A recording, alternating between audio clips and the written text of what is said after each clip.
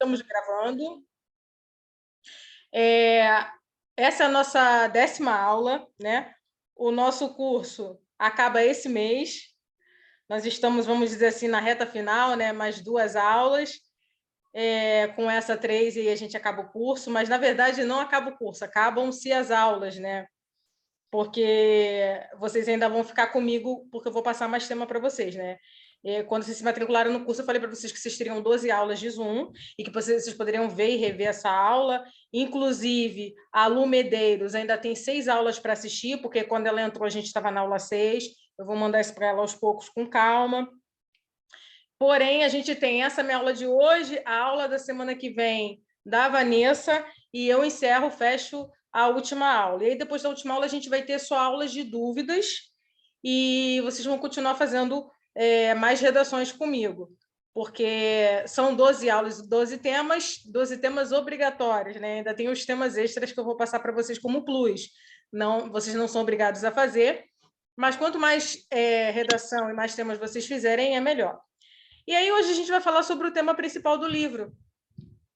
Eu vou colocar a aula aqui, quando ela aparecer para vocês, vocês me avisem, que aí a gente começa. Hoje a gente vai falar sobre o eixo principal desse livro, que é a questão da corrupção, né?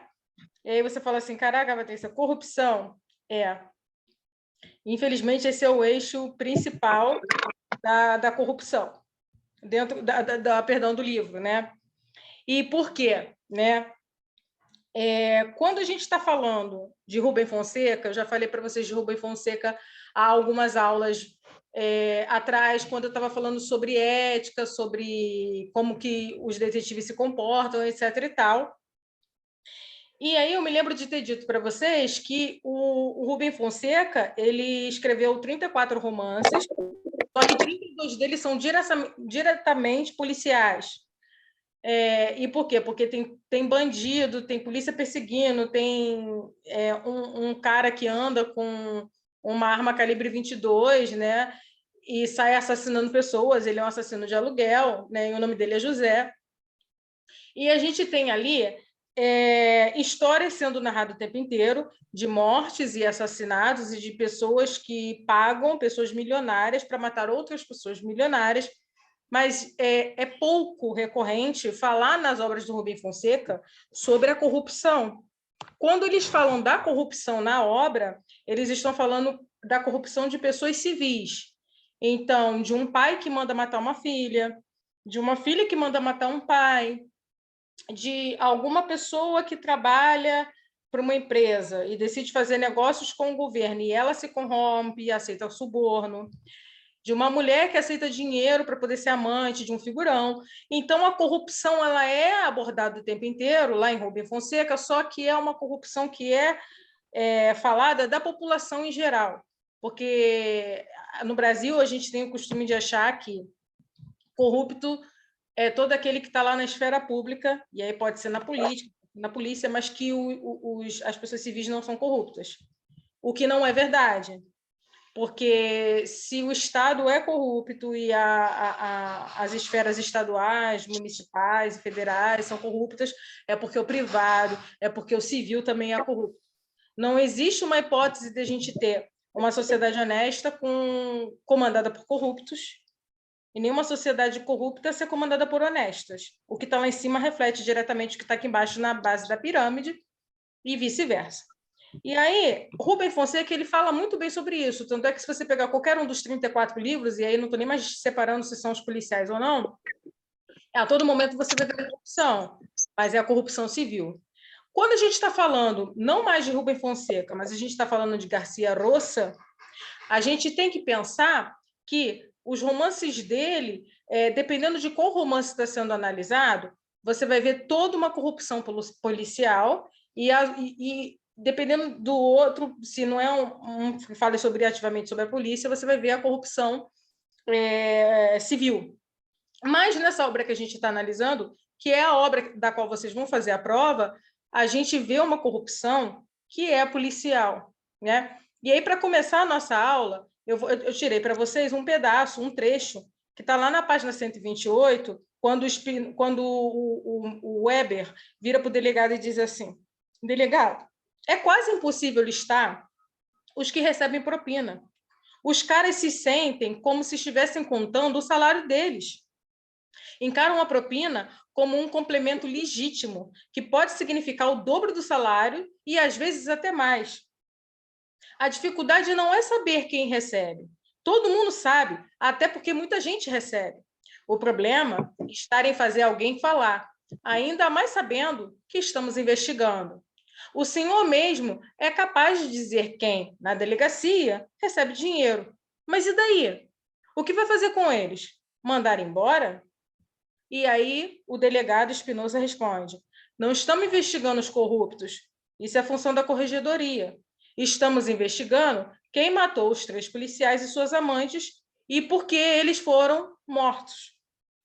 E aí, quando a gente pega esse pedaço, e aí eu não vou falar agora, nesse momento da resposta que Espinosa dá, mas quando o Weber vira para ele e diz assim: é quase impossível listar os que recebem propina, ele quer dizer que a gente está num país em que, vamos dizer, não podemos generalizar e dizer que 100% da população é corrupta, da polícia é corrupta, porque generalizações, tanto para baixo quanto para cima, são ruins, e se a gente generaliza, a gente está colocando todo mundo dentro do mesmo saco.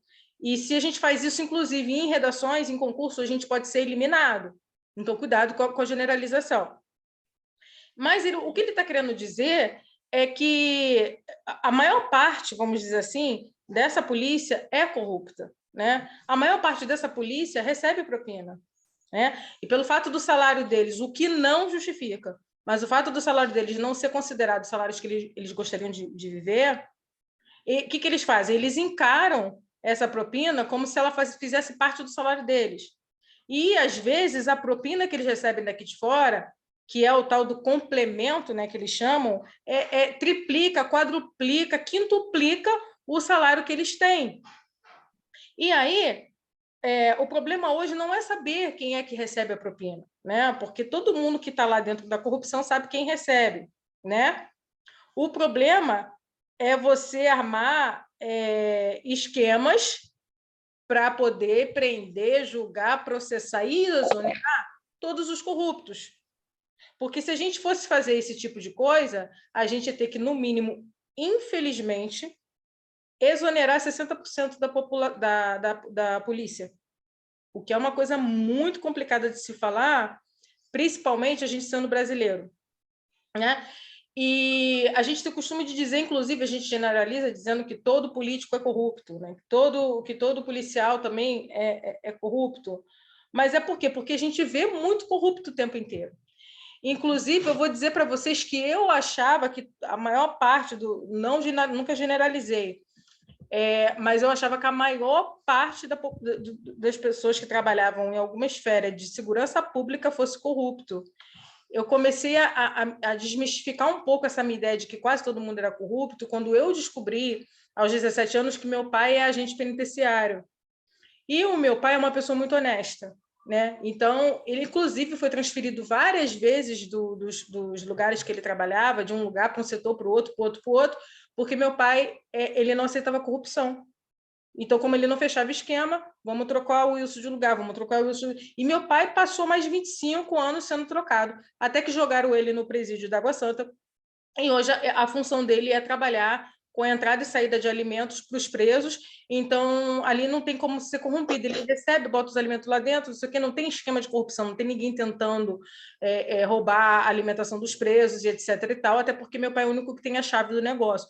Então, você vê um agente de segurança pública que tem que pedir 10, 15, 20 transferências ao longo de uma vida inteira, como estatutário, para não ter que se render à corrupção. Então, a maior parte dos colegas do meu pai recebe a mesma coisa que ele, mas tem carrões de 250, 300 mil, e o carro do meu pai é um carro 83. E aí eu falei assim, toda vez que eu vejo meu pai, e que foi roubado, né, 3 meses, né, eu nem posso mais brincar assim que ele fica triste. Toda vez que eu via meu pai, eu dizia assim, pai, cadê meu irmão? Tá bem, filha, tá ali fora. Quando eu me referia ao meu irmão, eu estava falando carro, porque eu sou de 82, e o carro do meu pai é de 83, né? E aí ele foi sacaneado durante muitos anos na corporação, o pessoal dizendo que aquele carro dele era muito velho. E claro, o salário que ele tem não dá para ter o carrão, principalmente quando se tem 4 filhos, que meu pai tem 4 filhos, nós somos 4. Então, se você não se corrompe, você é visto como motivo de chacota, o que é muito contraditório, mas na minha cabeça, todo mundo que era dessa esfera era corrupto. E aí você vai descobrindo que não é bem assim que as coisas acontecem. Mas, infelizmente, é a maioria. E aí, quando o Weber vira para ele e fala assim, o senhor mesmo é capaz de dizer quem na delegacia recebe dinheiro, mas e daí? O que você vai fazer com eles? Vai mandar todo mundo embora? Isso é uma realidade que nos assusta. Porque se a gente cismasse mesmo de sair exonerando, se a corregedoria, né, da Polícia Civil, a corregedoria da Militar, a corregedoria da Federal, fosse a ferro e a fogo mesmo e cismasse de exonerar todos os corruptos, a gente ia ter que fazer um concurso para muita gente. Muita gente ia ser exonerada, muita gente ia ser presa, muita gente ia sofrer processos administrativos, né? E aí, naquele momento, o que o delegado Espinosa responde para ele é a função da corregedoria fazer esse tipo de coisa. A gente está investigando quem matou os policiais, as amantes e por que eles foram mortos. É óbvio que a gente sabe que eles foram mortos por conta da corrupção. É óbvio que a gente sabe que eles foram mortos pelas próprias atitudes que eles tinham e nos esquemas que eles eram envolvidos. Mas para poder culpabilizar alguém, a gente tem que saber quais são os esquemas e quem está envolvido neles, né? E aí fica até muito difícil. Eu peguei uma redação da Maria Isabel, que falava sobre a corrupção, e que ela diz uma coisa que eu fiquei pensando sobre isso, que o fato dele não ser corrupto faz com que ele não consiga fazer o esquema da investigação funcionar, porque ele trabalha com muita gente corrupta. Então, é muito ruim você tentar fazer um trabalho honesto. Oi? Acho que alguém esqueceu o microfone ligado. É muito ruim a gente tentar fazer um trabalho honesto quando você é cercado por um, vamos dizer assim, por um meio que te induz à corrupção o tempo inteiro. Então, a gente sempre se pergunta, o que é corrupção, né? Porque quando a gente fala em corrupção, a gente diz assim, professora, o significado de corrupção é suborno. Não necessariamente é só suborno. Segundo o dicionário Priberan, deterioração, quase que a palavra não sai, sedução, depravação, só que, claro, a gente não usa mais isso com o significado de depravação e sedução, a gente usa mais com esse significado número 1, que é o ato ou efeito de corromper alguém ou de se corromper, ou a alteração do estado de alguma coisa, né? Então, quando eu altero o estado de alguma coisa, eu torno aquilo corrupto. E o terceiro, que é o que a gente mais usa, infelizmente, no Brasil, é comportamento desonesto, fraudulento, ilegal, que implica a troca de dinheiro, valores ou serviços em proveito próprio. Então, tudo que envolva troca de dinheiro, negociação de valores, tudo que envolva coisas que não são minhas, mas que eu vou fazer uma troca para me beneficiar, é corrupto. Então, a gente costuma julgar a corrupção como uma pessoa que desviou um dinheiro público, uma pessoa que fez lavagem de dinheiro, mas a gente não acha corrupto, por exemplo, furar uma fila, e é corrupto. A gente não acha corrupto, por exemplo, sentar no lugar de deficiente, de idoso, de obeso dentro do ônibus, mas é corrupto. Aí, uma vez eu ouvi uma menina dizendo assim, isso aí é falta de educação. Não, não é falta de educação, é corrupção mesmo. A gente, quando vê pessoas deixando dinheiro cair na rua, ao invés de pegar e dar para a pessoa, a gente surrupia, isso é corrupto. Tudo que a gente faz para nos beneficiar e que coloca e desfavorece as pessoas que estão à nossa volta é a corrupção. Então, corrupção é tudo aquilo que me favorece pessoalmente em detrimento daquilo que desvaloriza essa sociedade na qual eu convivo. Então, a corrupção, o buraco da corrupção é muito mais embaixo, né? Vamos dizer assim.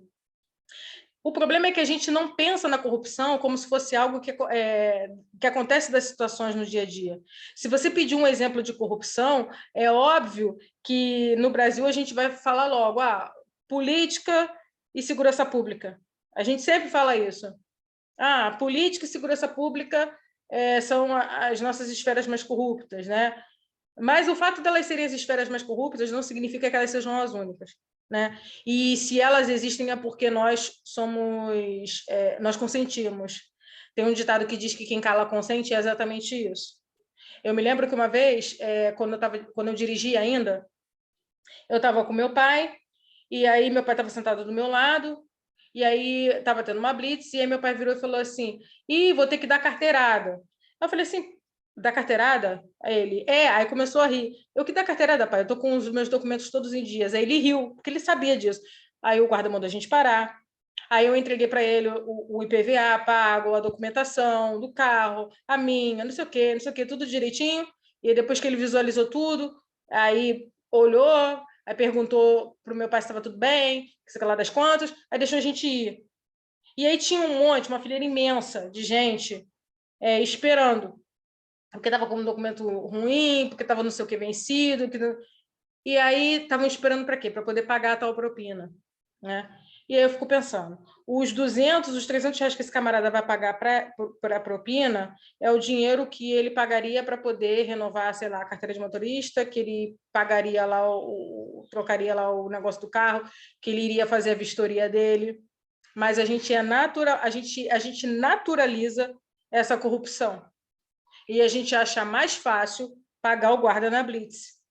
E isso é aquilo que eu chamo, quando eu escrevi sobre isso no livro Reflexões Violentas, de jeitinho brasileiro. O jeitinho brasileiro é uma forma corrupta de dar jeito de uma forma mais fácil por debaixo do pano em tudo aquilo que é muito burocrático.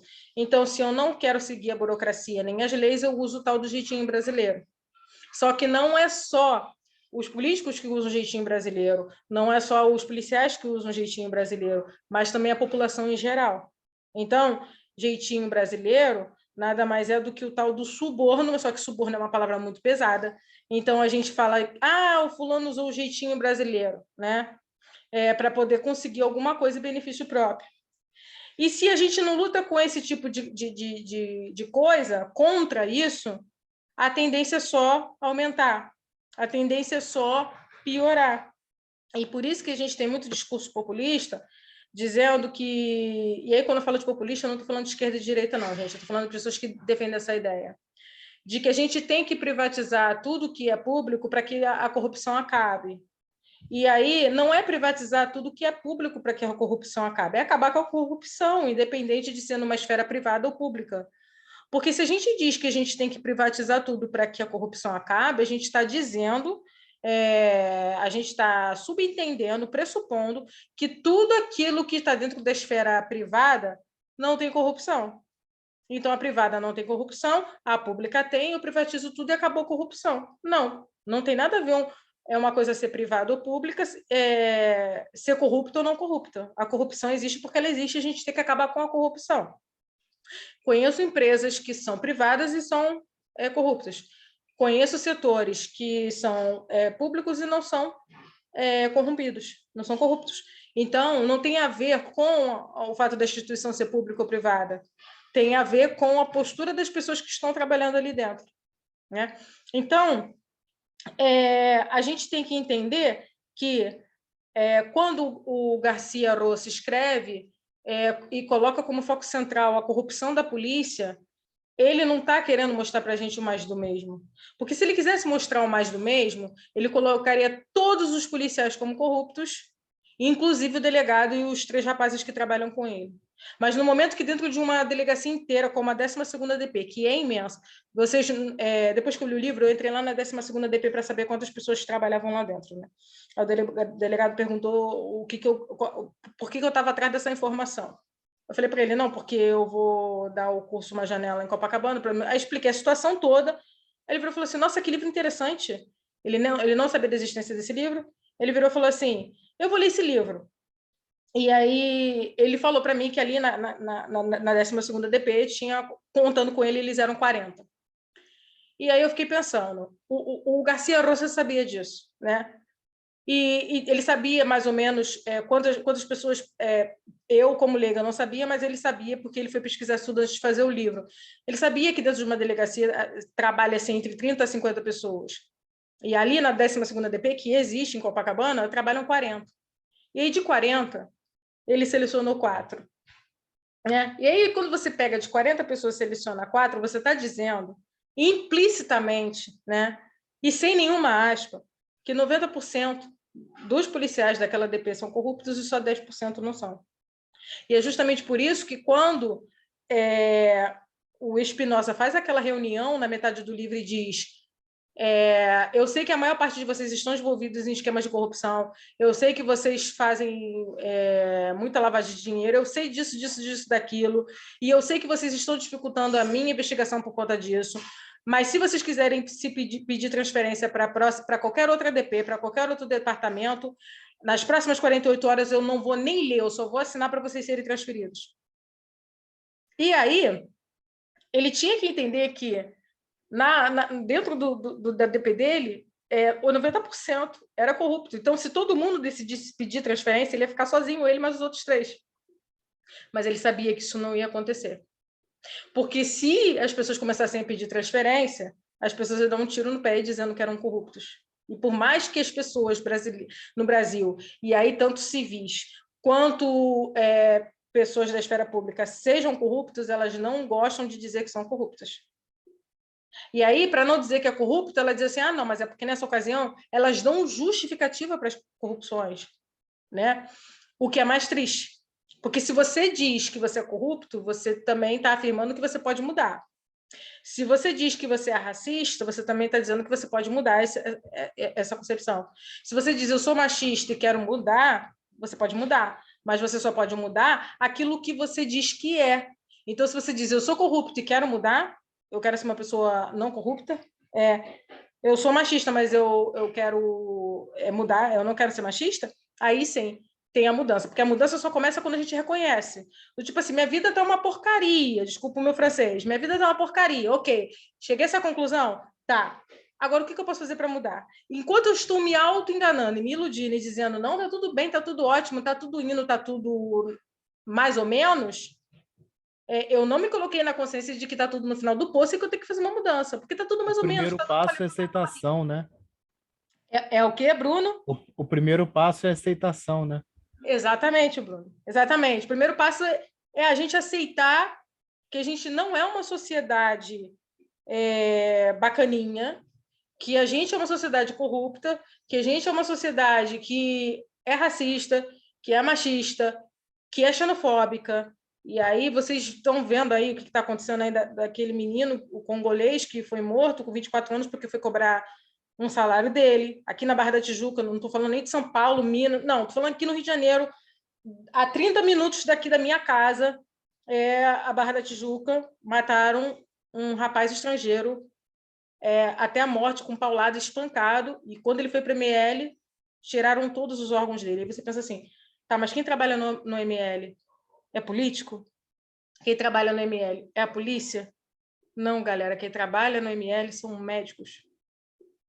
Então, aí, ó, até lá na medicina, e não se iludam, há corruptos na medicina, há corruptos no meio dos professores, há corruptos em todas as esferas, perdão. Não se esqueçam de que Hitler usava para torturar e fazer experiências, na época do Holocausto, médicos que eram nazistas. Então, da mesma forma que a gente tem pessoas que usam sua profissão para o bem, tem pessoas que também usam sua profissão para o mal. A questão é, a gente só pode mudar uma coisa que a gente aceita que é. E é justamente isso que a sociedade brasileira não aceita que é.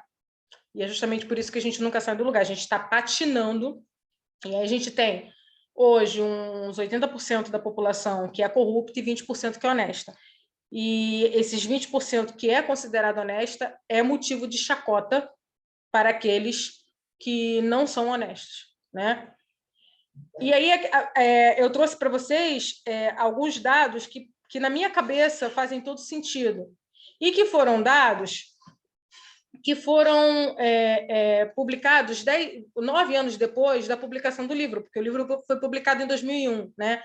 E esses aqui são dados de 2010 a 2020, né? E entre 2010 e 2020, ou seja, apenas uma década, a Polícia Civil de São Paulo expulsou 956 agentes da corporação. Gente, é 1.000 pessoas. Não estou falando de 90 pessoas, de 9 pessoas, eu estou falando de 1.000 pessoas, não é? E aí você fala assim, tá, se expulsou é porque eles cometeram alguma coisa que fosse contra o sistema, né? Eles não foram exonerados a pedido, eles foram exonerados por justa causa. Existe uma diferença entre ser exonerado a pedido e por justa causa. Por exemplo, eu fui professora do Estado durante 9 anos. Só que o local do Estado que eu trabalho está ficando muito perigoso, em cima do Complexo do Alemão. Eu já tinha pedido transferência muitas vezes e ninguém queria me dar aquela transferência. Então, em 2019, eu fui até a Metro, até a Seduc, e pedi a minha exoneração. E, nesse caso, a exoneração a pedido. É quando uma pessoa diz que não quer mais trabalhar concursada para o Estado. E a gente vai lá, faz o pedido, assina, espera, e demorou 2 anos, e aí, na semana passada, eu fui buscar a minha exoneração. Está lá bonitinho, essa exoneração a pedido. E existe a exoneração de justa causa, que é quando você comete uma coisa gravíssima que te faz sair. Desses 956 agentes, 329, ou seja, 35%, foi por corrupção. Mas os outros não foi por corrupção, foi por roubo, foi por violência, foi por assassinar alguém. Mas, gente, é tudo por coisa ruim. E aí você pensar que 329 deles, né, vamos dizer, 30%, é por corrupção explícita, e esses policiais paulistanos da Polícia Civil são os que estão lá para poder instaurar os inquéritos, eles não podem ser corruptos, né? E aí são 329 por corrupção, 136 por violência, ou seja, violência contra civis, e o resto por outras coisas que não foram divulgadas. E a justificativa, e o pior de tudo, é que é a Polícia Civil que é responsável por fazer as investigações de crime do Estado. Então, se é ela que investiga os crimes do Estado e ela também é corrupta, ela não vai investigar os crimes do Estado, ela vai esconder os crimes, ela vai aceitar suborno, ela não vai desmontar as quadrilhas, ela não vai investigar mais os criminosos do Estado, porque ela também é corrupta. Como é que ela vai investigar um corrupto se ela é corrupta, né? Ela está com a calça nas mãos, o que é muito grave. E então é justamente por isso que muitas das corrupções que estão lá em cima no alto escalão acontecem, porque tem muitos aqui embaixo que são responsáveis por instaurar essas investigações e desmontar essas quadrilhas, mas eles fazem parte do esquema, né? Então a gente tem que olhar com muita preocupação quando a gente percebe que 35% da galerinha que foi expulsa da corporação foi expulsa por corrupção. Quanta coisa já rolou dentro do Brasil nos últimos 500 anos que a gente não sabe e que matou gente e que aconteceu com pessoas e civis e pessoas também não civis por conta da corrupção. A corrupção no Brasil, ela mata, né? Ela mata quando o dinheiro da saúde é desviado e aí não chega aos hospitais e aí os médicos não têm como assistir os pacientes, porque não tem remédio, não tem centro cirúrgico funcionando, não tem equipamento, não tem aparelhos para eles conseguirem fazer os exames nos pacientes. Na educação, a mesma coisa, né? E quando o dinheiro é desviado da educação, a gente não tem como educar as crianças, a gente não tem como alimentar aquelas crianças que vão para a escola, as crianças abandonam a escola porque precisam trabalhar. Então, uma coisa que esse professor, porque quem fez essa pesquisa foi um professor da Fundação Getúlio Vargas, uma coisa que ele falou que isso me chamou muita atenção, eu quis trazer para vocês, é isso que ele diz assim: com corrupção, e aí ele está se referindo à Polícia Civil, com corrupção você esconde crimes, não desmonta quadrilhas, não investiga mais os criminosos do Estado. Isso não é justificativa, mas a Polícia Civil enfrenta sérios problemas de remuneração e estrutura de trabalho. Um policial mal remunerado tende a ser mais corrupto. Concordo, tende a ser mais corrupto, mas não justifica a corrupção, porque um professor ganha muito menos e os professores são muito menos corruptos. Então, a gente tem que pensar que a corrupção e a violência são os piores problemas que a gente tem e os mais graves que a gente tem hoje na polícia, e é justamente isso que o Garcia Rosa queria mostrar para a gente quando ele faz um livro dessas características. E aí, a gente tem que pensar também que não é que toda a polícia seja corrupta. O problema é que a maioria é. É muito mais fácil você isolar 10% de policiais corruptos quando 90% é honesto, do que o contrário, de você isolar 90% de corrupto quando só 10% é honesto. Né? Que é mais ou menos o que acontece implicitamente dentro da obra, na 12ª DP, quando o Espinosa e os 3 meninos que o acompanham não conseguem resolver o caso, porque eles estão sozinhos. Eles têm 90% da delegacia remando contra e eles a favor da maré. Não há como resolver esse tipo de problema. Né? Então, o Brasil é um dos maiores problemas que a gente tem hoje no Brasil e dentro da polícia é a corrupção, e é por isso que o Garcia Rosa foca na corrupção da polícia, e é por isso que esse livro foi escolhido pela UERJ esse ano. Então, olhem essa aula com muito carinho, porque se o tema principal é esse, há grandes chances de cair um tema relacionado a isso, porque é o tema principal do livro. Agora, meus amores, vamos às perguntinhas. Todo mundo recebeu as redações corrigidas? Eu estou aceitando as redações atrasadas, não se esqueçam. Hoje eu vou passar a 10ª, mas tem gente que está me devendo 8, tem gente que está me devendo 7, tem gente que está me devendo 6. Me entreguem. A prova de vocês é só 20 de março, ainda dá tempo, dá para correr. Façam que nem o Bruno, que me entregou um monte de uma vez só, ficou com as notas lindas, já mandei tudo para ele. Mandei tudo para ele hoje. Só não desistam de vocês mesmos. Eu ainda A não Esther vi, botou. só. Eu adorei suas redações, Bruno. Tá, obrigado. Eu ainda não vi a correção. Eu reescrevi elas depois que eu dei uma olhada antes de mandar, um pouquinho, porque, sei lá, às vezes eu acho que eu vou começando o tema, daí me embolo no meio do tema e sai uma redação toda esquisita, sei lá, alguma coisa assim. Mas tá me ajudando o curso a focar melhor nas coisas. Mas você pode me mandar as que você reescreveu, tá? Esther sem problemas pelo microfone. A Esther botou que não tem dúvida. A Lulu disse que vai me entregar as redações daqui a pouco. Montam de uma vez, maravilhosa, não tem problema algum. Desde que me entregue, eu preciso avaliar como é que anda a redação de vocês. Por quê? Nada, Cíntia. A Luísa disse que vai enviar uma ainda hoje. A Rebeca diz que está sem dúvida. Maria Isabel botou. O Espinosa é policial civil, né? Sim, Flor, ele é civil. A Rebeca disse que já recebeu todas as correções. E nada, minha Flor. E ele é da civil, sim.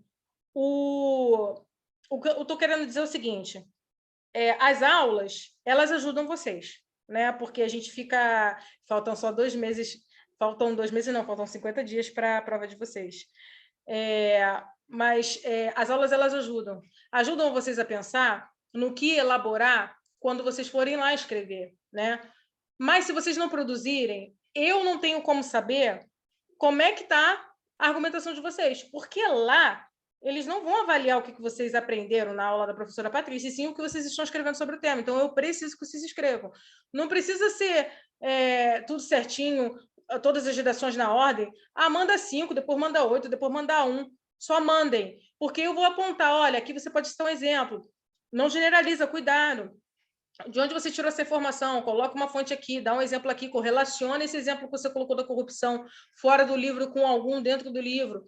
A gente precisa desse feedback um do outro, desse retorno, de eu corrigir e mandar para vocês, de corrigir e mandar para vocês, para eu preparar vocês. No final das contas, eu estou aqui para preparar vocês.